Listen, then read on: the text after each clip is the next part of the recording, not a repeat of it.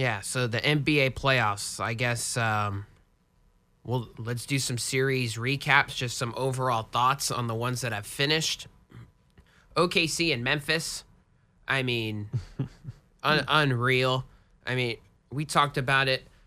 We thought Dallas, when we were chatting about this like 3 weeks ago, that Dallas had a better shot to match up with OKC to give them a real shot. I mean, Memphis, these guys are softer than Charmin. We know that. Blew like a 26-point lead, man. It's like 29-point lead in Game 3. I understand John Morant went down, but still, if you can't hold it intact, give me a break. I mean, OKC was about to mail it in. And then Holmgren starts hitting all these threes late. And then Game 4, when they roll out Ja, is completely over. At least you think. Yeah, it was over. Yeah. They only lost by 2. Okay, fine. You lose by 2, but hey, you know what? Break. It's not like I've been watching Memphis basketball all year, but someone who surprised me, and I don't know if he'll continue his play, is Scottie Pippen Jr. Like, just his grittiness, man, how he's been playing. I think with John Morant being out and just, whatever he's got going on, the dramatics, has allowed him to flourish in this lineup. And, whatever his future is, I think he's a solid rotation, man. I don't know about a starter, but he's going to be a great bench piece, I think, in the future. Yeah. I'm glad we got to see him play. Can I tell you what? Man, it's too bad that Memphis couldn't guard a nosebleed since pretty much all year. It wasn't his fault, I'll tell you that. No, because he's the type of glue guy. Like, he reminds me of a Bruce Brown type impact piece off the bench like on a Gary Payton who can roster. Shoot.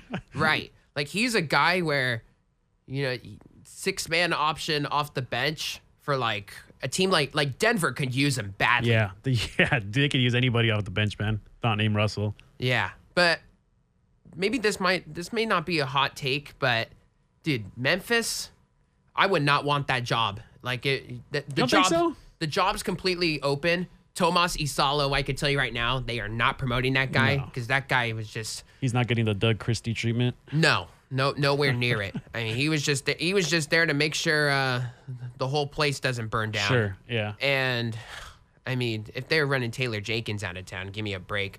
Hey, give him his credit. He ran more pick and rolls. Oh, okay, yeah. I was gonna say, just the way this all ended up. I mean, I don't think it's Jenkins' fault the way his Grizzlies season ended. I mean, I think they would have been a lot more competitive if they didn't fire him, right before the season ended. So I think just a lot more dramatics are bound to just. But if you're Memphis, like, I would not want this job at all. Like, if I'm let's just say I'm a coach that's a free agent, like a Jenkins, like a Mike Budenholzer. I don't know if he comes back coaching. I don't know. Coach Fizdale. But I would not want this Memphis job. You got too many head cases. You got John Morant, who is the face of your franchise. Sure, he sells you tickets, but I'm not sure if you want to build around this guy for the future. As crazy as that may sound, there is just so much noise off the court. Yeah. For a guy that barks so much and a Grizzlies team that has just been jawing at everybody over these past couple of years, congrats. You got a play-in win versus the Warriors,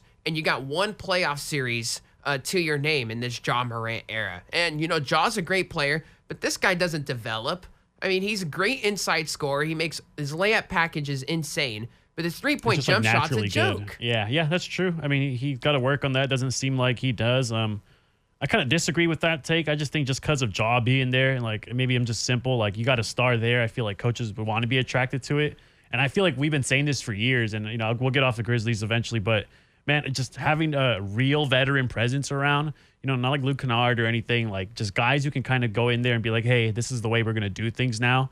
Like an Al Horford type of guy, Draymond Green-esque, just enforcer who can really just put the guys in line. I feel like they don't have that, man. And we've been saying that for years, and they've never went out to go get that guy. So if I'm whatever GM, whoever's in charge of running these operations right now for the Grizzlies, go get some veterans, dude. You got to stop having Ja Morant be the vocal leader and the leader of this team, because it's just not going to get it done. You can be good and not be the leader. You need a leader on this team. Well, and you need a leader that's going to start and lay it on the guys, because they had that with Marcus Smart, and he barely played, and he was injured. Steven Adams a couple of years ago, and even he said that's not really his role. You know what I mean? And another guy, I think Desmond Bane's good. He might be quite honestly, their most consistent player that has the least flaws that you can realistically build around, or has that playoff type game. Jaren Jackson Jr., man, stop chucking up threes. He's like Cat. Stop chucking up threes. Stop getting into foul trouble. It's been a problem year after year now. And go down low and use your size, man. I'm glad he was healthy this season, though. Yeah, at least he was healthy. But, like, my goodness. Like, that's a lot of centers, man. Like, it's so annoying. Yeah, that team just bugs me to watch. And, you know, that I think that's one of the, quite honestly, it's one of the worst situations that I feel like a lot of people aren't talking about, just with all the noise and you know, just how much stuff. I mean, John Morant, I don't know. I think the jury is out. I think he lost like that lead for, like, you know, face of the NBA, because I think he was like on that route, like whatever with Zion when they got picked, and now it's like, oh, they've kind of just collapsed and nobody really talks about him as a face anymore. You know, I know we got a couple other guys we can kind of put in that realm in terms of up and coming, like Ant and whoever you want to put. But I'm just surprised that, you know, the fall off is real for these guys. Kind of feel like we're on Memphis Grizzly flagship radio station right now. I know. I know. That's a good point, but I think that's a perfect transition to get off of it. I guess let's talk about the other West series that ended last night. T-Wolves and Lakers. I mean, my goodness. So Timberwolves win in 5. Rudy Gobert Hall of Fame game last night. Oh my God, man. This was just incredible. We talked about, you know, series going into it. One thing I'm looking out for, one of the storylines, J.J. Redick's first playoff series as a head coach. Absolute disaster, if you ask me. I think we can all agree. I mean, the fact that Chris Finch is a good coach, man. Yeah, I agree. He's not one of these loudmouth coaches, man of very few words. You hear his, you know, interviews in between these games and stuff. He's not going to reveal a lot. But X's and O's wise, this guy will get it done for you. And great series from him, I thought. I mean, game 1, you go steal the game, set the tone early, you know, take the 1-0 series lead. Game 2, you lay an egg, which is fine. You know, when you're a 6 seed going on the road, if you split the series, that's fine. But games 3 and 4, Jaden McDaniels goes off for like north of 20 in game 3. And then game 4, kind of the dumbest game ever. Yeah. From a Lakers perspective. Lakers perspective, right. They play everybody. But we knew this coming in. Credit to you. You had the T-Wolves in 6. We both did, I thought. Oh, in 6. I had the Lakers winning this series. Oh, what? Okay, that was me and Lewis then, I guess. Well, because I swear thought, 2 people out of 3 picked the T-Wolves. Yeah. And of course, first of all, I have, as a Warrior guy, and for somebody that is not the biggest Laker fan in the building here, I'm glad the Lakers are gone. Yeah, Like, I mean, I was kind of not rooting, but like, you know, and we'll get into it, but I was just kind of hoping the series would extend for the Warriors' sake. Right. But hey, you know, what happens, and shout out to Anthony Edwards. And another guy, I know you kind of mentioned Gobert already, we'll probably touch on him more, but Julius Randle, man, all of a sudden emerging as a cool second option. People were kind of, you know, critical of the Minnesota organization for going out and getting him. But I think all of a sudden this tandem with Anthony Edwards, and a lot of it is just Ant being Ant, maybe. Sure. He can make it work with anybody. But, man, like just him going off last night, scoring on LeBron James. Like, and I know LeBron's like 40 now, and like, but Julius Randle's looking like a prime Ewing all of a sudden yesterday. And I was really happy to see it for this guy. I feel like he's somebody who deserves it. Him and Gobert are 2 guys who've dealt with a lot of just criticism, man, throughout their whole career, just living up to standards that maybe people put him to. And I'm glad they have Ants on their team. They were kind of able to get over that hump. And, you know, I want to get back to that Laker thing. I think JJ Redick, man, do you think they're going to move on from him? No. Okay. No. I just wanted to ask because I think that's a fair question to ask. No, I think it's a learning experience for him. 5 games, Nick. Yes. 5 games first round you went out and acquired Luka Doncic, and you get out of here in the first round in 5. This is what happens when you get a freaking, you know, guy who was just on YouTube, you know, last year. Put him in the head coaching position. All of a sudden, 5 games were in. Hey, you know who wouldn't have struggled against Gobert last night? Who? Guy named Anthony Davis. Yeah. And we said this about a month ago. We did, yeah. We had this conversation. We had this conversation about a month ago. Not only about that, but we knew that the Mark Williams Dalton Connect trade was going to backfire on these guys.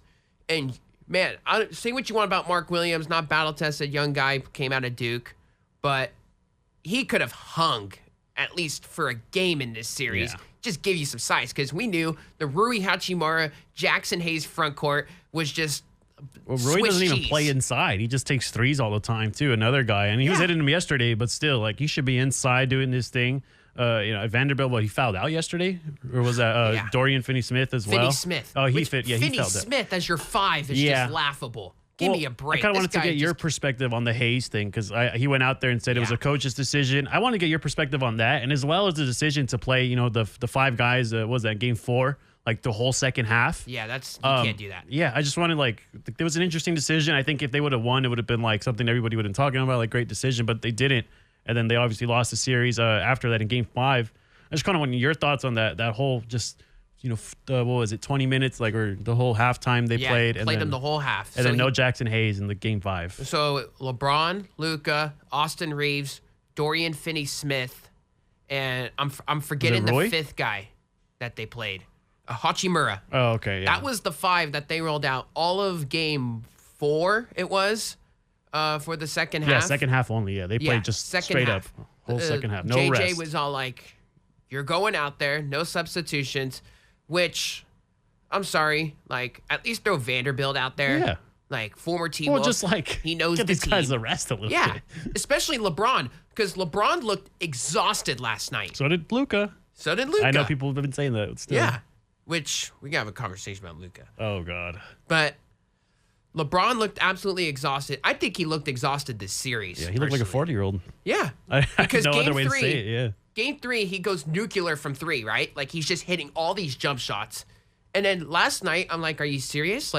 You could tell he was just fatigued in this thing. And because if LeBron was, had himself a full Gatorade, Yeah, you're right. Just at least a minute on the bench, man, at least. Yeah, because this guy makes his living on driving to the basket, drawing fouls, scoring on undersized small forwards, and getting a whistle, going inside, just outpowering everybody. He wouldn't be settling for threes like he did the past 3 games, and, just, mid-range jumpers if it weren't for all this. Now, let's cut them some slack, the Lakers, because they didn't have Luka full season. Right. Sure. That's a massive adjustment. You have this, whole thing with LeBron and, Austin Reeves, you running through your offense and, AD catching things on the elbow and such and on the post versus this massive, just ball dominant, type player in Luka. That's a massive adjustment. So I understand that, but man, this was no secret at all that Chris Finch was attack at Luka and keep going at him until he has any sort of, energy on the defensive side of the ball. I mean, it was just laughable last night. And, the fact that Rudy Gobert is taking you to church the way he is, I mean, his final stat line was just ridiculous, 24 rebounds and 27 points. He missed 2 shots. And, even Shaq was he had to own it. Rudy Gobert is going bonkers right now. And a lot of it was just the Lakers doing it to themselves, man. There was just at some point it felt like there was no effort being put in, and after a third offensive rebound, that kind of kills your soul a little bit. When you're out there and all of a sudden you got take your pick, man. Is Julius Randle, McDaniels, Rudy Gobert? They can bring out Naz Reid from the bench and just run that whole lineup, and all of a sudden you got you're asking Luka and LeBron to take on these guys, and you don't have anybody over 7 foot who can help out. I mean, it was a great decision by Finch just to have the lineups they had and just the shakeups he did with these guys. It was great, but I feel like a lot of it, man, was just kind of the Lakers shooting themselves in the foot throughout the whole series. But I'll tell you what, and going back on your Randall take, I thought Randall was awesome this series. I thought, for a guy that just got here in year 1 in Minnesota. He had a lot of confidence this series. Maybe he was going up against his former team in the Lakers, added a little bit more feel to the fire. Broken leg. Yeah, but still, this is a guy that, man, when he was calling for it late in the shot clock, I think in the final 2 minutes. He was calling for the ball just in general the last 5 minutes. I couldn't help but just go, wow. When he got the ball on the left wing with 5 seconds on the shot clock, and he just manhandled his way into the paint and scored a massive bucket for them. But man, Luka had a sequence there in the final 3 minutes where he got scored on, I think by Randall. Yeah. And then he went down the other way. Missed layup, complaining to the refs. And it's Didn't get 5 back on on 4 defense. the other way for the T-Wolves, and they score again. Story of his career, dude. Yeah. And can I tell you who got a great night of sleep last night? Nico Harrison. Oh God, I saw all the posts and stuff, all the memes of Nico Harrison. Yeah, Nico with cool the sunglasses little on. the side eye, with him in the play-in tournament and that little meme coming back. But maybe Nico was right. Sure, he was right if if all his guys just didn't get injured after that trade occurred. It's just so unfortunate for him specifically that everybody just completely got injured after that, after the trade. But I mean, I see this as a lose-lose situation for both those teams. Yeah, I mean, the Mavericks I didn't agree. get in, and the Lakers, man. I mean, this lineup isn't going to get it done. And I don't know if you saw the LeBron post-game after when they were like, "Hey, what's up with the lack of big man?" And he quoted AD saying, "Like, I don't want to speak on this, man. I might get traded." I don't know. I'm seeing a lot of turmoil that could happen, and especially with LeBron not acknowledging the fact that he doesn't even know if he's going to come back next year. Don't give me that malarkey. He's coming back. I'm just saying that he didn't necessarily say it either. Let me tell you, LeBron, I think he's got another 2 years left. 2 in the years? Yeah, I think he's got 2 years left in the tank. I think he'll run it back with the full season with Luka. We'll see with the roster construction that they make. But there's no way this guy's going out without a retirement tour. Oh, that's true. There's just no way, right? He's going to want all the acknowledgement, and when he goes to Atlanta, he's going to get all we know LeBron. We've seen it from him. As great he is, he's also one of these guys where he's going to want the attention as well on the way out. That's true. So I don't think he's going to win another ring. I wonder if he stays with the Lakers too. I think that's a fair question to ask. Yeah. I mean, Lakers are a big question mark. Anybody not named Luka Doncic, to be honest. Like, they got their future, and I think after that, like, you can play with the roster if you want to and just develop your future. Sure. I don't think LeBron and Luka are going to win a ring. I don't think so either. Not together. No, they won't. Yeah. Now, Luka, I think Nico delivered the blueprint. Go get yourself one heck of a point guard, put him next to Luka, and then get a bunch of size like a PJ Washington and all those rim runners like Derrick Jones Jr. That's such a cool team. Yeah, it was awesome last team. year. Awesome team. They just ran into a buzzsaw in the Celtics. That's enough for the Lakers, but man, that was some pure embarrassment in that playoff series. Now the T-Wolves get the winner of Warriors-Rockets. Oh, boy. The Warriors, man, I said Warriors in 6. I know you said Warriors in 5. Yeah. Lewis was kind of all over the place. I'm sure he had Warriors the in Warriors. 5, Okay. Warriors in 6. He didn't know the number, but he had the Warriors. I said this is going to be an extremely physical series because that's what we got in all the regular season games. There's been a scuffle every game in this series. There's been some ugly basketball. I don't know how the Warriors won Game 3 because they had the Fred VanVleet, first quarter outburst the Rockets did. And then I was like, oh, my God, like, what are we watching? The game that Jimmy Butler missed in Game 3. Yeah. The series tied 1-1.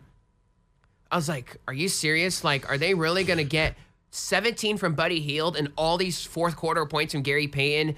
The way Amen Thompson's been on Steph this series give Thompson a lot of credit. Yeah. He's been awesome defensively, that is. Curry still went off for 36 that day without Butler. But I thought that was Game 3, they won because of Draymond Green's defense and Steve Kerr's, just coaching and, finding ways, finding the right combinations on the court to get it done.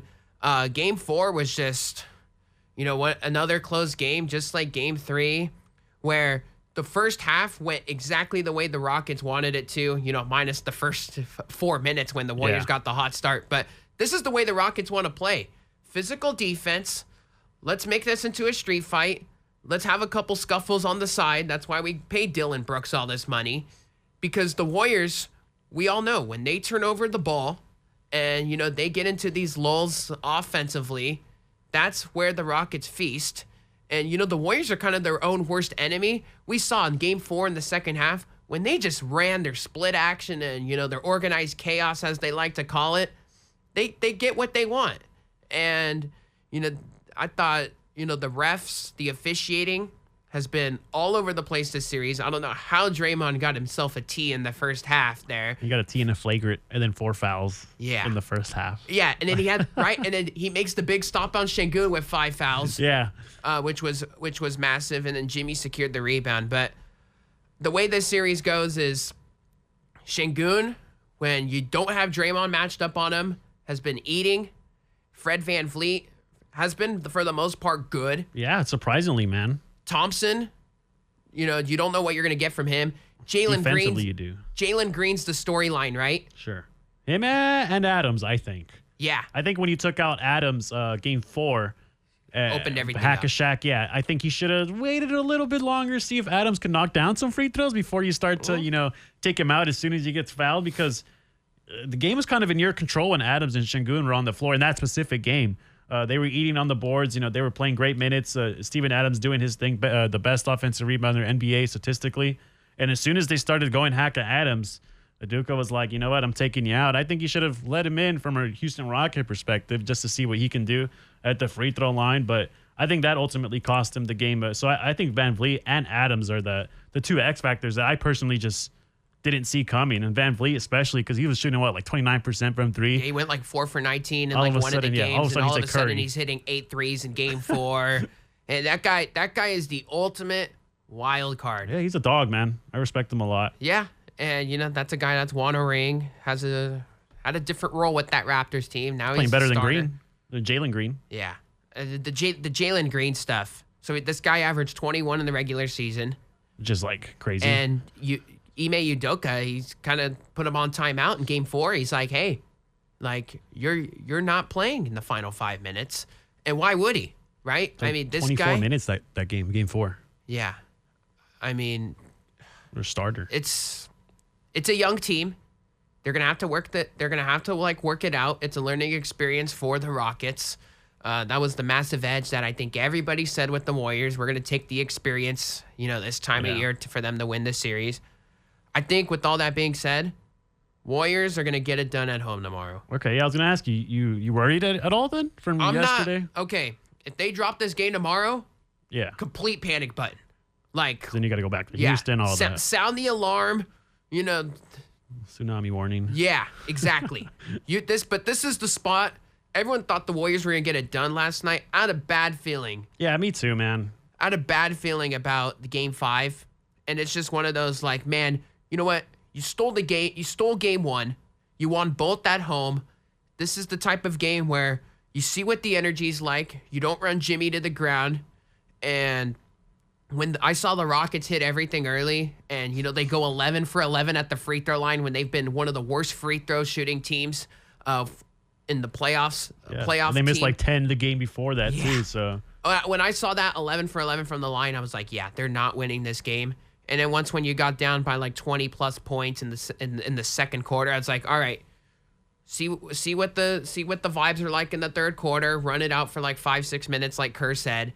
And then just, pull the plug. Surprised they said that too, actually. Yeah. And I totally agree. And I think, I guess that age has a lot to do with it on this team. Like they saw they were down 20. Hey, like, see what we can do in the first 5 minutes. We don't give it a go. Then you're essentially resting your starters for like, half a game. Yeah. And that's exactly what happened. Jimmy played 17. Jimmy Butler played 17 minutes. Curry played 23. You got blown out. You still got a 3-2 lead. I mean, you asked the Warriors, when the series started, if you'd have a 3-2 lead, you'll take it every time. Exactly. So I think they're in a good spot here. Yeah, and we'll touch on it too. Credit to this bench, man, for not going down like without a fight as well. They sat Knox, Spencer, Moody. I mean, where did this come from? Trace Jackson Davis is over here getting 12 points, going up against Şengün. I like what I'm seeing from these guys. I think it's something that something to take away. Just from down the line. Later on, maybe a couple of guys earned some minutes. It sucks that Kuminga wasn't playing because of an illness, specifically this game. What's up with that? In a blowout, he could have actually got minutes in. But credit to these other guys, because Spencer, Trace Jackson Davis, Braxton Key, what the heck, 12 points out of nowhere. Like, man, he missed some bunnies down the stretch, and I was kind of mad about. But hey, you can't expect it from these. They're bench players. This guy's on the Santa Cruz Warriors. They weren't even expecting to touch the floor probably when the game started. So no way. When they came out here and just set the tone, man, I saw Draymond Green getting hyped on the bench for him. That's what I like to see. That's what strength in numbers is all about. And if you can kind of come out here and give the starters that same help. I mean, it might be game over for the Rockets, but yeah, I don't know. I'm a little bit worried about this game tomorrow. Okay, game is going to be extremely close. Yeah, but I think it'll be within 5. It's going to be like games 3 and 4. Yeah, close game in the fourth quarter. We're gonna be saying, "Man, it's a 3-minute game, and it's a 2-point Warrior lead, and turn who's on gonna the game step with 5 up?" minutes left, guys. Yeah, now that's the classic. I hear all these people. oh, it's the playoffs. Just watch the final 5 minutes of the game. No, there's actually been a lot of blowouts in the playoffs where, teams understand the situation, right? Like, they'll just mail it in like the Warriors did last night. And you're like, you know what? We'll pivot. We'll pivot towards the next game. We'll put all our chips in the middle. So I think the Warriors will get it done. I think they win the game by 5 or 6 late. Yeah, I think so too, man. I think Curry and Butler, they're not going to have another bad game again. When they went combined 1 for 13 or something yesterday. Yeah, so that's not happening. Yeah, they're never going to do that again. But it's just to see who's going to show up for the Rockets. Şengün and Jalen Green going to come out here and do their thing. They've been very aggressive with Curry and his thumb. I think that's been a big topic too. Yep. I saw the picture of him walking into the stadium for Houston. That thing was disgusting, dude. Yeah, it looked like a big bruise on his thumb, and he's just casually nonchalant about it. And I like that they're not necessarily complaining about it. That's Curry's job. He's been doing that in the post game. But Green and Curry they just want a fair game called. If you're gonna call fouls on them, just vice versa, do it the same way. But I think that's something you got to consider here because Curry, Thompson, and Brooks have been making him uncomfortable, and that thumb all of a sudden to me is becoming a little bit of a worry. All right. Nuggets Clippers, big game tonight, game 6. Man, I thought the Clippers should have gotten this series maybe done and over with. They had the Jokic, Aaron Gordon alley-oop. I don't even want to call it an alley-oop. It was just two guys that know each other extremely well. Gordon, great rim runner, obviously should be 4-time slam dunk champion. And he had that crazy game-winning dunk.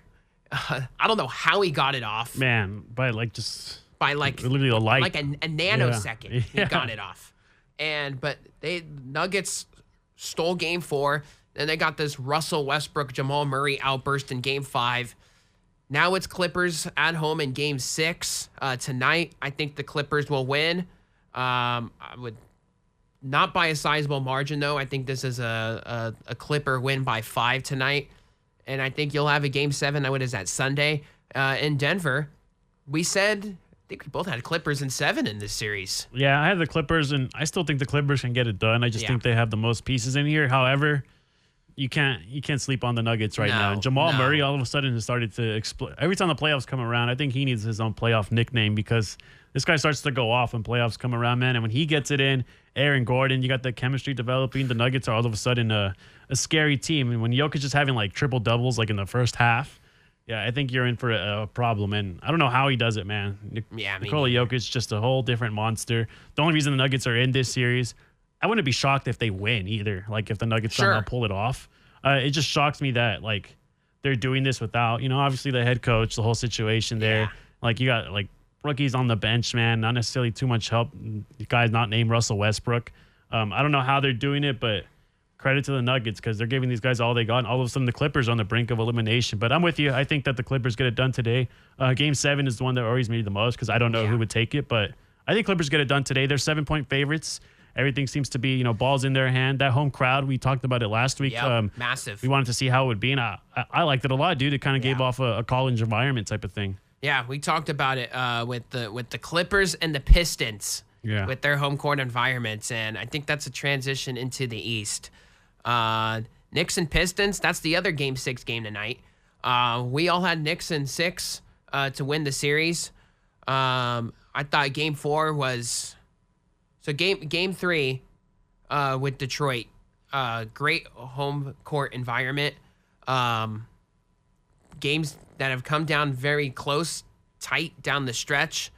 Jalen Brunson had himself the injury in game 3 or 4 it was. Game 4 it was. Yeah. Where he jammed the ankle and everyone's holding their breath out there outside MSG.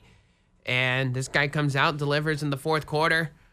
And massive missed call. In game 4 with the Tim Hardaway Jr. Shot. I understand they were calling that game like an absolute street fight. Yeah. I mean, this whole series has been a street fight. That would seem more like an obvious call, though. I'm all for a non-call, but when you kind of see something naked eye. It was an easy call. Yeah, when even a fan can notice it, I think that's a problem. The worst part was David Guthrie, the head ref, admitted it within 30 minutes after. Yeah, I know. He's like, you kind of have to get on top of it after. Right. You got to say it. Otherwise. I mean, good that he admitted it, but that is a call that you won't be in the NBA Finals officiating a game with that type of. Did he make the call for the Butler a foul as well, or am I crazy for that one? I feel like I heard that when Dylan Brooks fouled Butler, like when he touched him like on the hip to get 3 points.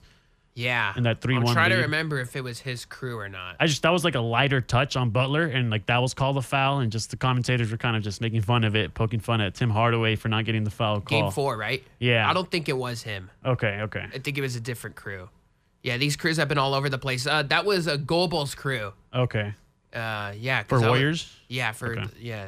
There's 2 Goebels. I think it was the father that made the call. Yeah. He's got a son. Named Nepotism in referees. Sure, if you want to call it I'm that. just kidding. With all that being said, the Knicks have won both of them on the road in Detroit. I think the Knicks get it done tonight. I think this is I think this is going to be the prime. Oh, circle the wagon Piston spot. I don't think so. I think the Knicks get it done. Karl Anthony Towns has actually been awesome this series. He has been, yeah. Games 3 and 4, he's been going nuclear. Got some criticism after game 1. I think that's why he all of a sudden exploded after that. But man, Cat, like, did you see the fadeaway jumper that he hit like behind the basket in game 4? Not that specific one, no. He had like everyone knows like the Kobe shot where he's like behind the basket from the baseline, and like he somehow gets it in. That was like Cat's shot. Like it's one of the greatest shots like I've ever seen him hit. It was because it was crazy. It was like late in the clock. He's like fading. He's like all the way in the first row on the baseline, and he hits the shot. And then he hits like some wacky 3. That guy's always good for a couple. I was gonna say his 3-pointers have all of a sudden been on par throughout this series. At least I'm kind of shocked when he decides to pull it up. He has like a pull up 3 right away as soon as he gets the ball, and he actually gets them in sometimes. Yeah. So shout out to him for doing that. This guy can play anywhere, right? And you just gotta sprinkle in like Mikal Bridges in there too, and OG Anunoby. Bridges hasn't been good. Anunoby's been obviously the centerpiece on Cade Cunningham, but Cade's gotten his quite a bit. Man, Detroit in these slow starts at home has just been killing them because they're always down like 10 early. Games 3 and 4, they were down like double digits early, and they had like 14 points at like the end of the first quarter in like both games, it seemed like. And then they kind of crawl their way back, get some momentum to close out the half. They have this crazy third quarter outburst, and then it's like a 5-minute game in the fourth quarter. I didn't really catch too much of game 5, but Detroit was in control the whole time, it seemed like. But I think the Knicks have won both in Detroit. That place will be on fire tonight. But I think this is one of them where the veterans rise to the occasions. I think that's what we'll see tomorrow with the Warriors. The veterans and the Knicks, they'll survive, and then who knows? Boston is going to be a great reality check series for them. I don't know, man. I think Detroit could win tonight, to be honest, and New York can take care of it at home in Game 7. I just think, man, Detroit hasn't got that win at home yet. Like, I think they're desperate for it. That place is going to be, it's going to be popping heck loud out there, man, and I think that home crowd kind of needs a win. I think the NBA wants them to have a win there. In Game 7, New York, Detroit. I mean, it seems like TV right there, man. Yeah, like that's more than great TV. That's a Broadway show. Yeah, sure. Theater, Game 7. I think everybody wants it. I had New York winning this series. I don't know if we all did, but we did. Yeah, we all had New York winning. I for sure did. But for some reason, this is the one I'm just like, I'm more confident in the Clippers getting the series done for some reason than New York. Like, wow. Yeah, okay. I don't know why. Like, I think Cade Cunningham, these guys are the truth, man. I think it's more so of a Knicks Thibodeau type of thing that I'm doubting than the Detroit Pistons being good. Because I don't know how this series is even this long. I think the Knicks should have taken care of business with Bickerstaff and them at the helm. But hey, we'll see what happens today. I think Detroit can get it done, and we'll all be watching a Game 7 at Madison Square Garden. Really quick, Pacers Bucks. Oh God. Feel bad for Dame that he tore his Achilles. Comes back, battles all the way back. Had all I think all the blood clot issues or something like that. Then he battles back, tears his Achilles. You knew it was right away. It was no good. The injury, and then the Pacers find a way to win Game 5. Back at home, Milwaukee was going bazonkers. With Gary Trent. Like Gary Trent, I mean, I've never seen these type of performance from him ever.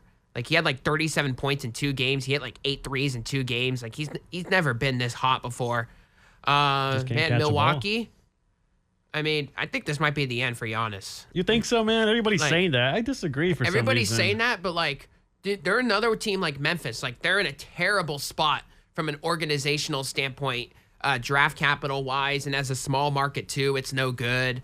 Like, you've had all this circus with all these coaches, Adrian Griffin, Doc Rivers. You win the chip with Coach Bud, but like, it's a train wreck now. The Kyle Kuzma acquisition was a joke. Yeah. Now looking back on it, does Dame Giannis fit? I know it's only year 2 of it, but it doesn't look good. And Giannis is just out here stat padding, trying to take average guys to the promised land, and it's not working. I think the second you traded away Drew Holiday was when this whole thing went in a downward spiral. A few years ago, and then of course he ends up in Boston of all places, where he's already won a chip there. I think it's a hard reboot, for the Bucks. It's not a hard reboot.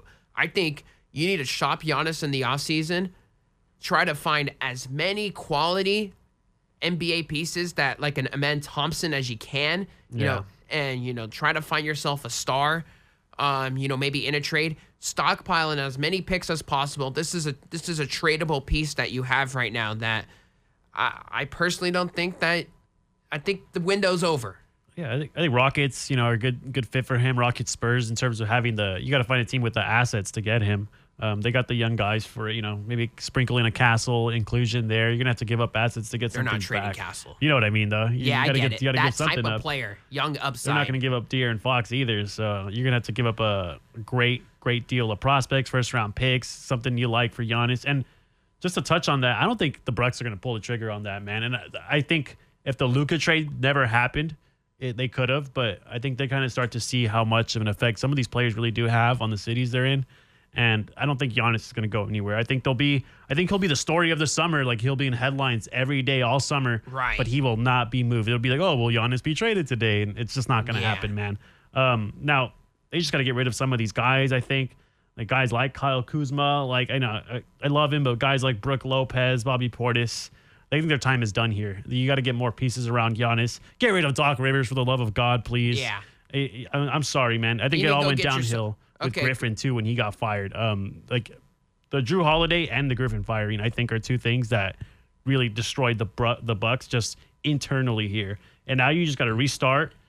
Don't give Giannis too much power here, because I think some of this is his fault too. Just giving him some of the roster that he wants, and just bring in some guys and bring in some vets. I don't want to see Kuzma in here. Bring in some real assets around here. You're all of a sudden going to need a point guard next year, because Lillard's going to be out the whole year. Yep. So a lot of things to do here, but I think it's manageable when you got one of the best players in the world in Giannis. Still top 3 MVP, guys. Very intriguing on that. And regardless, I think you got to kick the can on Doc. He'll find a job somewhere somehow. Yeah, somehow. It's just not working. Cavs and Heat / Celtics Magic. We don't need to touch on these. The Heat were ridiculous. First 10 seed to be in the playoffs. I don't need to spend any time on them. What about the Pat Riley getting out of there topic? You think the Butler thing kind of affected them? Fair conversation. Yeah. I think both of those guys are at fault. I mean, you could have gotten so much more for Jimmy if you just managed it well. Well, shout out to Spo for actually, answering the question about Jimmy Butler. Did it affect the team? He said, yeah, like it just had a long-term effect on the team all year. Sure did. Orlando, I'll give them some credit.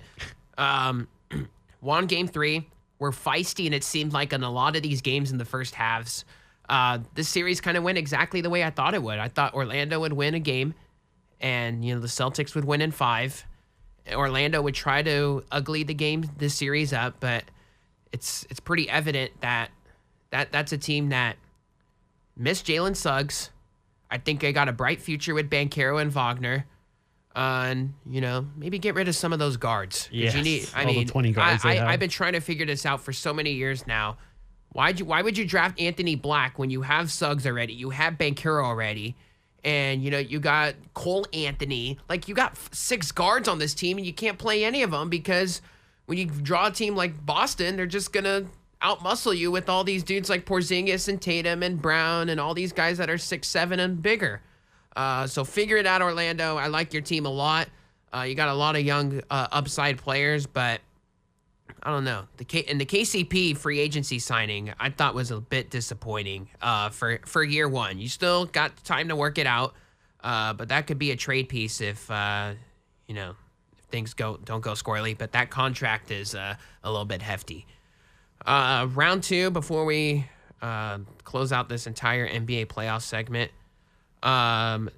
We think the Clippers are going to win. They'll draw the Thunder. Let's just go Nuggets, Clippers / Thunder. I think it's a great, gut check series for them because you're going to get an experienced team no matter what for OKC. These series are going to start next week. We won't be on the show next week, chatting about this until they're probably in game 2 or something. So who do you got there? Nuggets. I know that first round series is going to determine a lot, but I think regardless, I think it'll be OKC in 6. Really? I think if they draw, I think who the draw is. If it's the Clippers, I think the Clippers can beat them, to be honest. If really? It's the Nuggets, I think they're done. Yeah, the Clippers, man, they had way too much veteran presence. Not just veteran presence, but like actual stars on their team who can match up with the Thunder. Like Kawhi, you got James Harden. All of a sudden, Powell's a 20-point per game guy. Zubac is emerging. I don't think this is something the Thunder. I think if I'm the Thunder, man, I'm praying to God that the Nuggets win today. Yeah, you want this series to go deep. I'll tell you what. OKC would rather have Denver because then they could there's more guys that they could throw on Jokic. Problem, yeah. Yeah. I think they're just too much though, regardless. Warriors, T-Wolves. We have the Warriors. We both think they're going to get it done in game 6. So that's probably the series that we'll be having, more likely than not. 7-6 series, maybe. I think it's Warriors in 7. Really? This matchup scares me for the Warriors, man. I think the Timberwolves can really win this game or series. It scares me a lot because I think a lot of these games are going to come down the fourth quarter. But can I tell you who's going to be, I think, a big guy in this series for the Warriors? Moses Moody. Oh, okay. Defensively, I think he's going to be the guy on Anthony Edwards. I think you'll see it a lot. He'll be starting a lot of these games. Rudy Gobert, he might take advantage of the Warriors, but Draymond could get into his head easy. Naz Reid's the guy that scares me a lot for the Wolves because he's been a Warrior killer over the years. And that's a guy where he stretches out the floor and all of a sudden, if you put Reid and Gobert together, then there's going to be a mismatch there regardless. You will need Kuminga this series. I really think so. You're gonna need him at some point. Like, this is the series where you're gonna actually need him. You can get away with it with Houston, but this is the series where you're gonna absolutely need him. I'm gonna rock with Warriors in 7. I think this is high level hoops here all around. Man, just because I like the Warriors, I think the Warriors can take this in 6. But totally, I really think the Timberwolves can take this, and it could totally be a Timberwolves versus Thunder matchup, in this series. It'd be so fun too. It would be fun, man. And Ants has all of a sudden been on a tear. We saw him, man, the Suns' dreams over there. We saw him and LeBron. And what if this is all of a sudden a passing of torch moment? I know Curry doesn't look at it that way. Interesting. Yeah, just passing the torch, and it's coming. It could lead to the next generation of OKC versus T-Wolves in the Western Conference Finals. Wow. Let me just say this. If it's Warriors and Wolves, fourth quarter scoring, an area that the Warriors have excelled in, and the T-Wolves excelled in massively versus the Lakers. Can you believe they were plus 42 in the fourth quarter versus the Lakers the whole series? In 5 games. Fourth quarter and Warriors-Wolves, if it happens, will be so big. Cavaliers-Pacers, that series is already confirmed. I think it'll be Cavs in 6. Yeah, I think the Cavs will take this one. Pacers will give them a run for their money, but they're not making Eastern Conference Finals again this year. I think this one to me is the easiest one. And Celtics, if it happens, Knicks, I think you'll be... If it's Celtics and Knicks, I think it'll be Celtics in 6 in a highly entertaining series. You hope the Knicks don't break down because they'll be playing 48 minutes, all those guys. Yeah. If it's the Pistons that get there, which I don't think it will be, I think it'll be Celtics in 5. Yeah. Man, if the Knicks get in there, I think this is something we prepared for the last year, right? Kind of getting over this hump, getting over the semifinals. Maybe just the fan in me wants this, but I don't know. Celtics, man, they've just been getting all these cupcake games. They've been getting cupcake games the whole era. Man, I think 2 years now. I think that this next series, if they match up with the Celtics. I think this is finally it. And I know I sound Wow. like a saying this. Like, You do. Like, this is happening now. But, like, actually, I think the Knicks, just matchup-wise, this is what they got Mikal Bridges, OG Anunoby for. You know, just to actually be these two-way guys who can defend and get it done. You got Brunson there. Mitchell Robinson's healthy for the first time in what feels like years. And he can match up with Karl Anthony Towns there. I think this is the year they can get over the hump. I think the Celtics, I respect them a lot, but I think they can be caught sleeping here. And if all of a sudden the Knicks steal a game in the Garden over there, I think the Knicks can take this series. And a Knicks-Cavs matchup, man, I would love to see that. Yeah. The Knicks in the Conference Finals. Wow. Massive. Man, you're really trying to score some tickets next to Spike Lee and Tracy Morgan. The way you're talking about the Knicks. Next year, by the way. Yeah, that's pretty nice. I like that a lot.